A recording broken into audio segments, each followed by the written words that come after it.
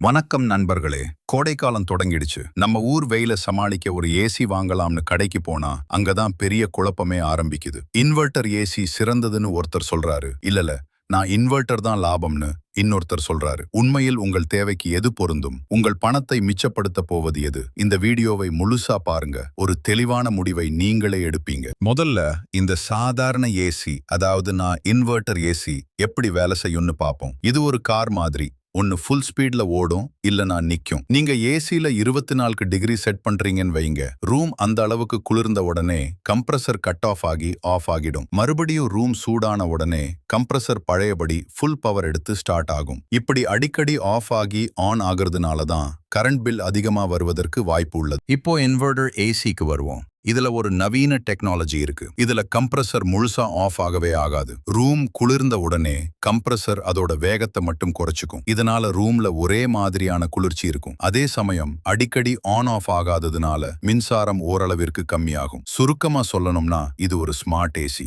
இப்போ இந்த ரெண்டுக்கு இடையில இருக்கிற அந்த முக்கியமான வித்தியாசங்களை ரொம்ப தெளிவா பாத்துடலாம். மின்சார சேமிப்பு. முதல்ல கரண்ட் பில். நீங்க இன்வெர்டர் ஏசி பயன்படுத்தும் போது சாதாரண ஏசியை விட 20% முதல் 30% வரை மின்சாரத்தை உங்களால மிச்சப்படுத்த முடியும். விலை விஷயத்துக்கு வந்தோம்னா, ஆரம்பத்துல இன்வெர்டர் ஏசி வாங்கும்போது விலை கொஞ்சம் கூடுதலா தான் இருக்கும். ஆனா வர்ற காலத்துல அது கரண்ட் பில் மூலமா அந்த பணத்தை உங்களுக்கு திருப்பி தந்துடும். பராமரிப்பு மற்றும் பாதுகாப்பு. இறுதியா ஒரு முக்கியமான உண்மை. நான் இன்வெர்டர் ஏசி பழுதானால் அதன் பராமரிப்பு செலவு கொஞ்சம் குறைவுதான். ஆனா இன்வெர்டர் ஏசியில் இருக்கக்கூடிய அந்த நவீன பிசிபி போர்டு பழுதானால் செலவு சற்று கூடுதலாக இருக்கும். அதனாலதான் தரமான ஸ்டெபிலைசர் பயன்படுத்துறது ரொம்பவே அவசியம். எல்லாவற்றிற்கும் மேலாக ஒரு முக்கியமான ரகசியம்.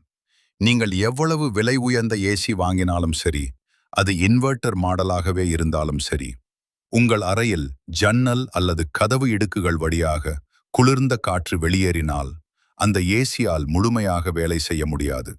ஒரு பாத்திரத்தில் ஓட்டை இருந்தால் எப்படி தண்ணீர் நிற்காதோ அதே போலத்தான் இதுவும். எனவே அறையை சரியாக சீல் செய்யுங்கள்.